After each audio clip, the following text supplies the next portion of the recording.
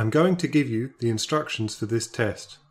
I'll introduce each part of the test and give you time to read the questions. This test has 3 parts. In each part, you'll hear a number of different extracts. At the start of each extract, you'll hear this sound. You'll hear each extract once only. Remember, while you're listening, write your answers on the question paper. At the end of the test, you'll have 5 minutes to transfer your answers onto the separate answer sheet. Part A. In this part of the test, you'll hear 2 different extracts. In each extract, a health professional is talking to a patient. For questions 1 to 24, complete the notes with information you hear. Now turn over and look at the notes for extract 1.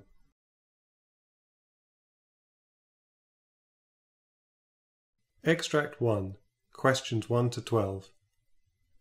You hear a foundation doctor talking to a recently admitted patient called Roy Miller. Complete the notes with a word or short phrase. The word or short phrase.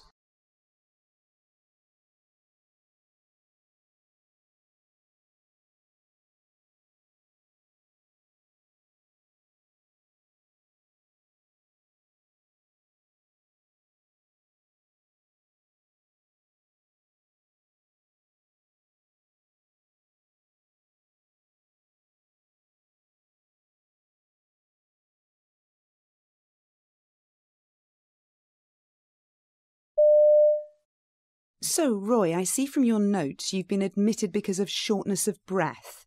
Can you tell me more about that, please? Yeah, well, it started last week.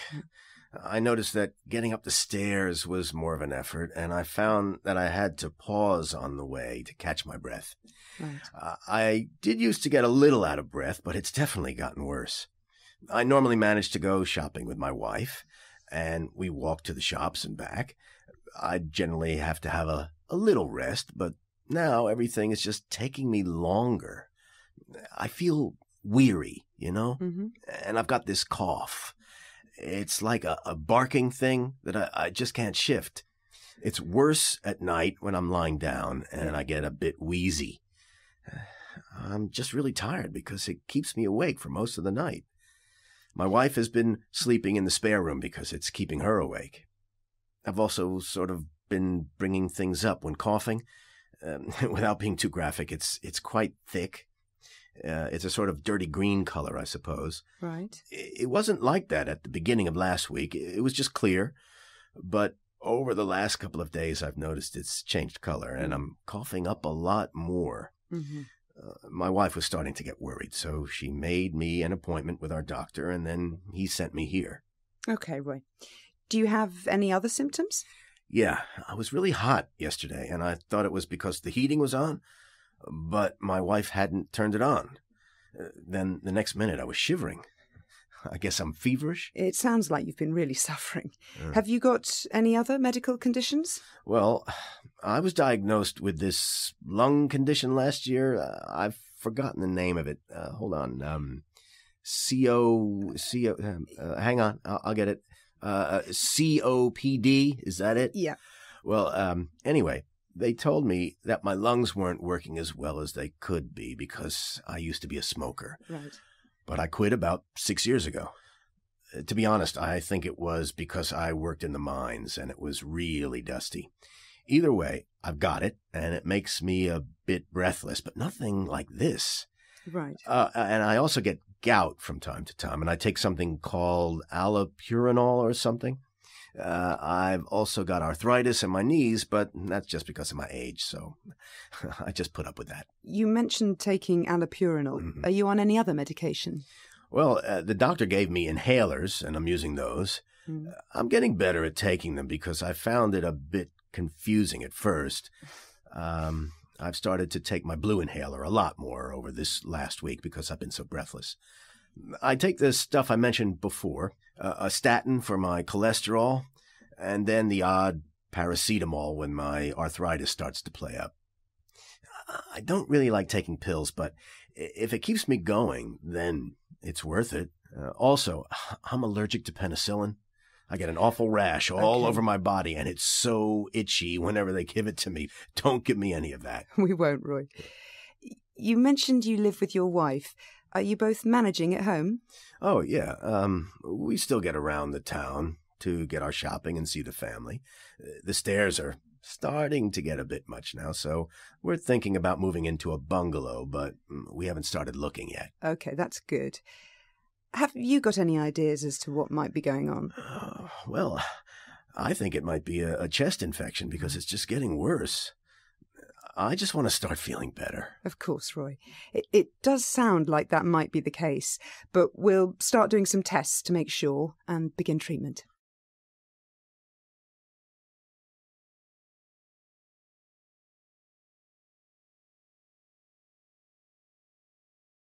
Now look at the notes for Extract 2. Extract 2, questions 13 to 24. You hear an optometrist talking to a patient called Marcia Samarina. For questions 13 to 24, complete the notes with a word or short phrase.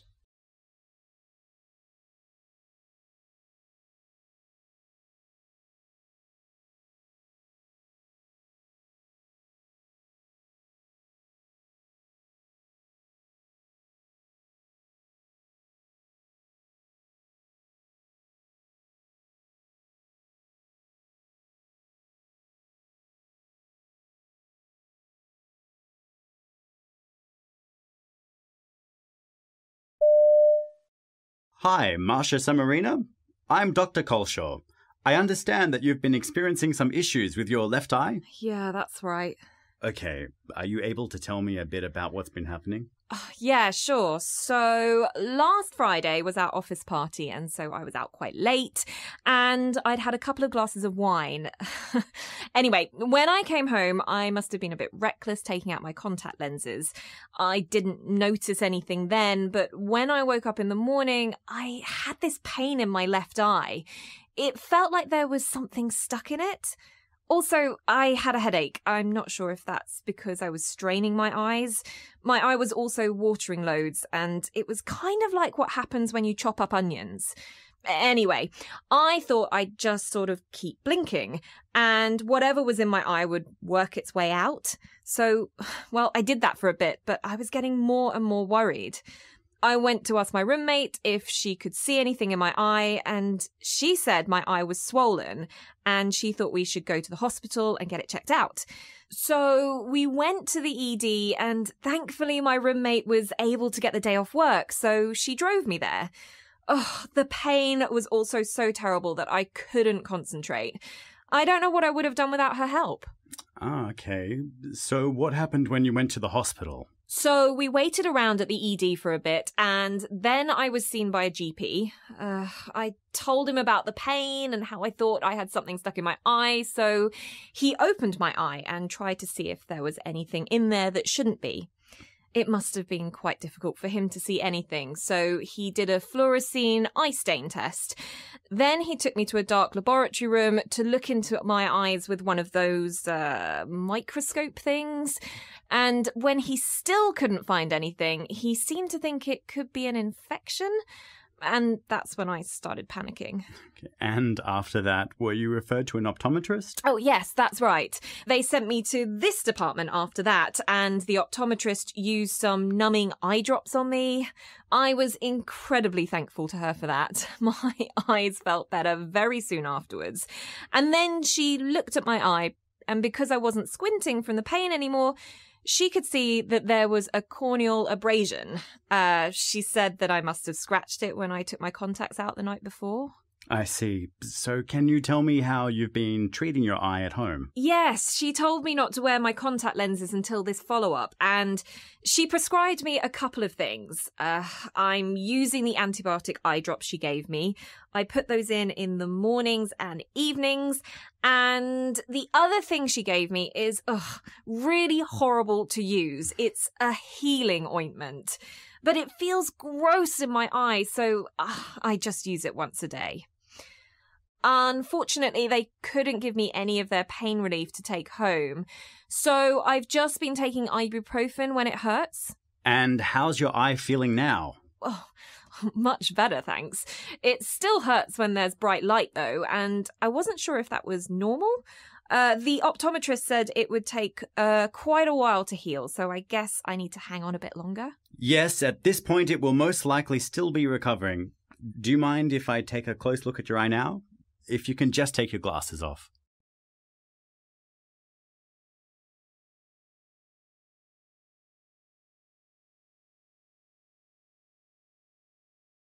That is the end of Part A.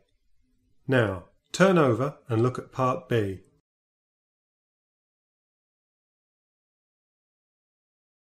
Part B, questions 25 to 30. In this part of the test, you'll hear 6 different extracts. In each extract, you'll hear people talking in a different healthcare setting. For questions 25 to 30, choose the answer A, B, or C, which fits best according to what you hear. Now look at question 25. You hear 2 doctors discuss the transfer of care for a patient. Now read the question.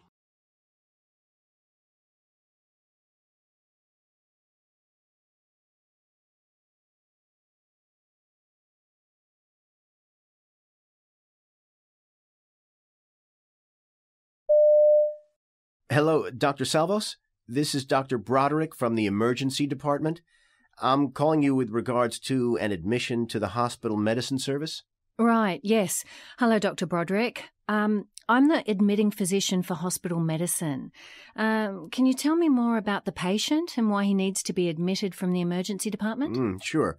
So the patient is a 68-year-old man with a past history of CHF, DM2, and a chief complaint of shortness of breath for 3 days. Chest x-ray shows a right lower lobar pneumonia. His vital signs are normal, but his BUN is 36. I see.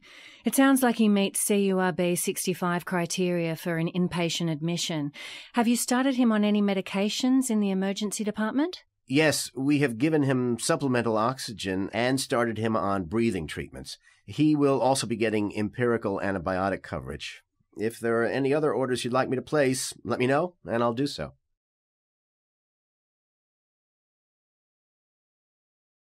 Question 26.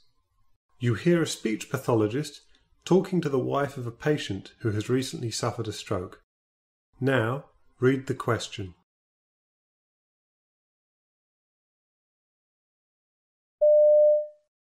I just don't really understand why my husband can't speak properly anymore. Is it a result of brain damage? Problems of this type are a result of damage to the brain, yes, but it's important to note that these issues haven't affected your husband's intelligence. No, of course. I know it's still him. It's just frustrating when we can't talk like we used to. Will he get better eventually? Your husband has shown improvement already, and we're confident that this will continue with regular sessions and practice. Patients tend to show the greatest change within the first 6 months, which is why we've planned such an intensive schedule for him during this time. We're confident that we'll see great strides in your husband's condition over the coming months.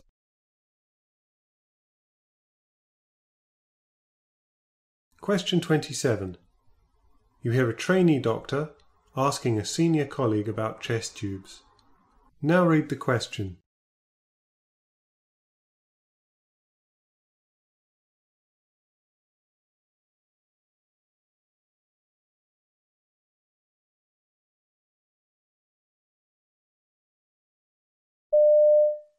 I'm still just a bit unsure about chest tubes. I was hoping you might be able to give me a bit more information. Okay, sure. So you know about the 3 chambers on the chest tube, right? Yep, there's the collection chamber, the water seal chamber, and the wet or dry suction regulator. Right. So, as the air from the pleural space passes through the water seal chamber, you should see gentle fluctuation in the water every time the patient breathes. Mm-hmm. This is called tidling. If you notice that tidling is no longer present, the tubing may be kinked or obstructed, or the patient's lung may have re-expanded. Okay. You should also make sure the chest drainage unit remains below the level of the patient's chest at all times.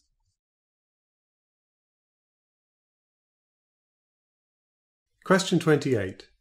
You hear a pharmacist talking to a customer about pain relief. Now read the question.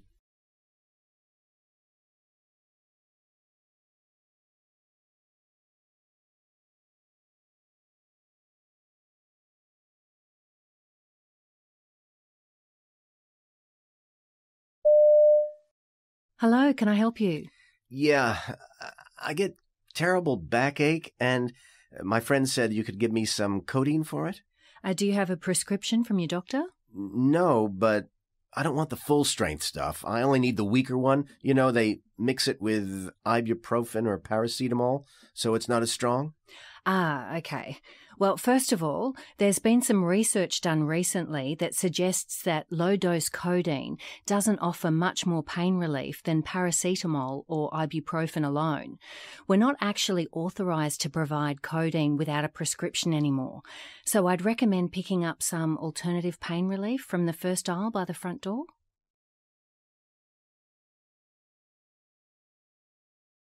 Question 29. You hear a trainee nurse receiving feedback from his tutor. Now read the question.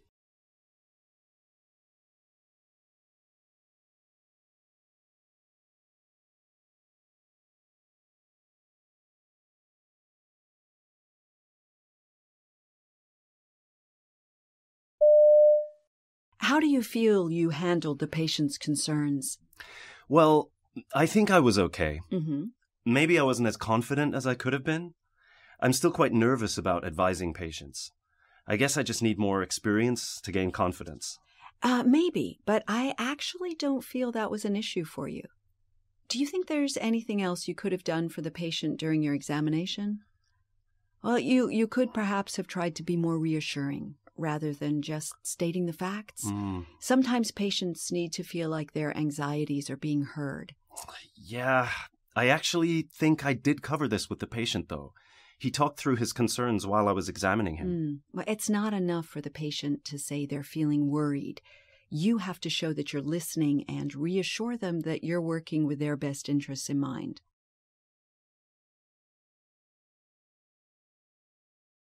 Question 30. You hear two doctors planning their patient care schedule. Now read the question.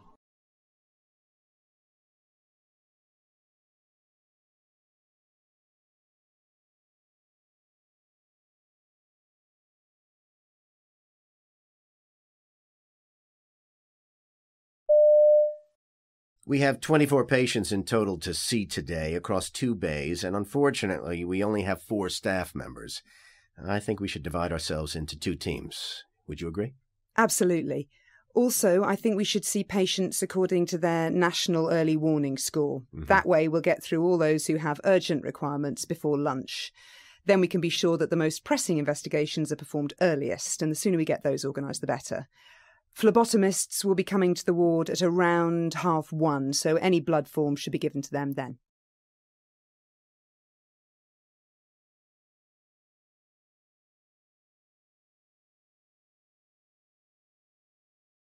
That is the end of Part B.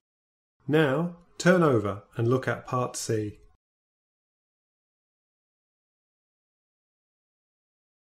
Part C, questions 31 to 42. In this part of the test, you'll hear 2 different extracts. In each extract, you'll hear health professionals talking about aspects of their work. For questions 31 to 42, choose the answer A, B, or C, which fits best according to what you hear.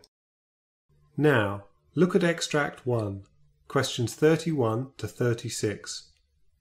You hear an interview with a physician called Dr. Matthew Leach, who's talking about meningitis. You now have 90 seconds to read questions 31 to 36.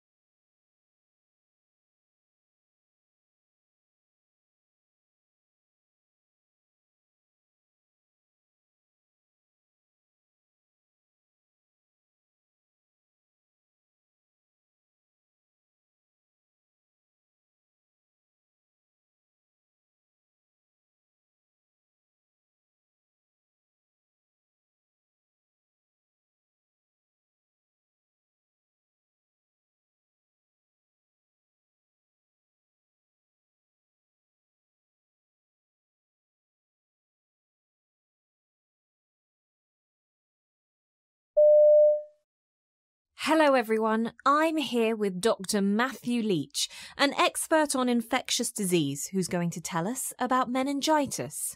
Thank you for being with us today, Dr. Leach. Can you tell me more about the disease? Sure. Well, first off, not everyone who is exposed actually develops meningitis, but there are some common symptoms to look out for in those that are at risk. It can be quite difficult for patients to realise they have meningitis in the early stages, as the symptoms can lead them to believe that they are developing the flu. They'll simply feel tired and achy for a few days. Right. As this infection develops, patients may then notice a sudden onset of fever, headache, and in particular neck stiffness. Other possible symptoms include nausea or vomiting, confusion, sensitivity to light, no appetite or thirst, or even a skin rash. If left untreated, bacterial meningitis is very dangerous, quickly progressing to seizures, shock, and even death. Well, that sounds pretty serious. And you mentioned that certain people may be at risk. Now, which people are more likely to develop meningitis? Well, there are many causes of meningitis, but one of the most severe is caused by the bacteria Neisseria meningitidis. The bacteria are spread by respiratory droplets and are often seen in college students. This is largely because of the sudden change in their lifestyle. College students, particularly those who live on campus, are exposed to a hotbed of different infections they haven't previously encountered. All these kids from different parts of the US and the rest of the world get together, live in small dorms with each other, go to parties. All that close contact really is a breeding ground for infection. Oh, okay. Well, that makes sense. Now, can you tell us about a specific patient who had this type of meningitis? Of course.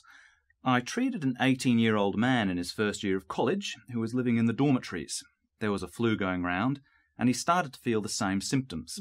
He was working hard to try to complete a couple of important essays before the deadline, and he planned to delay going to the doctors until he had submitted them. Soon after the initial symptoms, however, his roommate found him in severe pain and feverish and brought him to the emergency department where we diagnosed meningitis. We took a sample of spinal fluid but started him on antibiotics before we got the results back. So you mentioned that you started antibiotics before you got the spinal fluid test results back. Can you tell me why? Right. As I mentioned, there are many causes of meningitis, like viruses, funguses, parasites, and bacteria.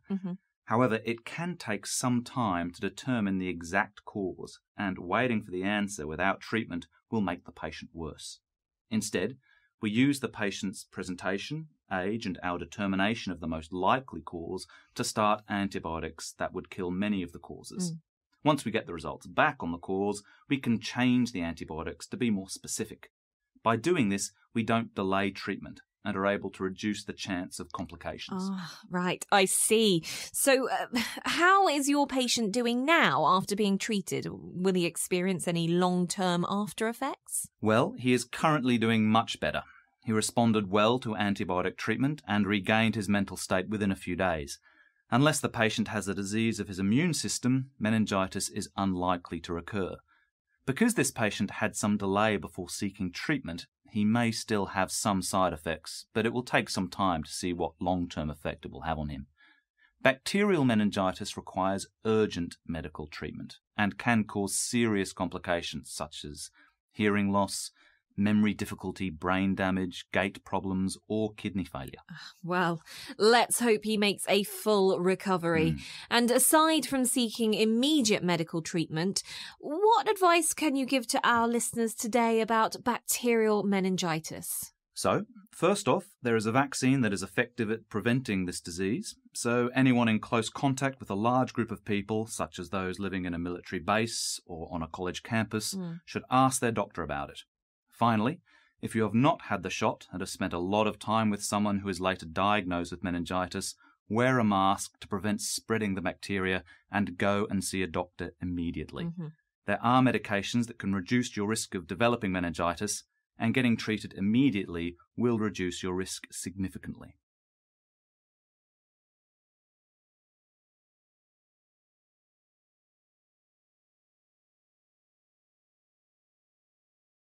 Now, turn over and look at extract 2. questions 37 to 42. You hear a clinical psychiatrist called Dr. Evelina Horton discuss treatment for agitated patients in an emergency setting. You now have 90 seconds to read questions 37 to 42.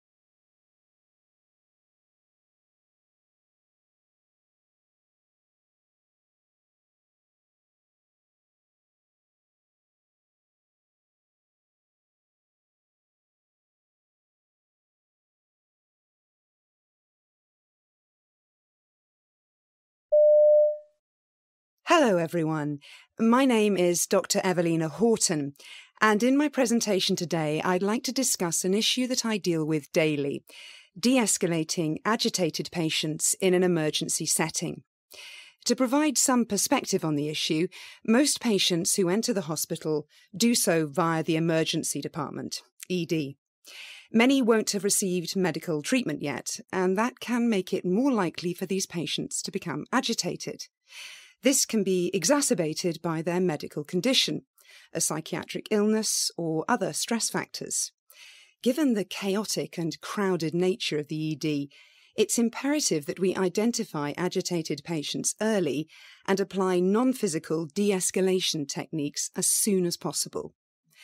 The provider who is going to initiate the de-escalation process should make sure that they create a considerable amount of space between themselves and the patient, and make sure that no one else is closer to the patient than they are. This not only gives the patient space, but also keeps the provider safe in the event of attempted physical violence.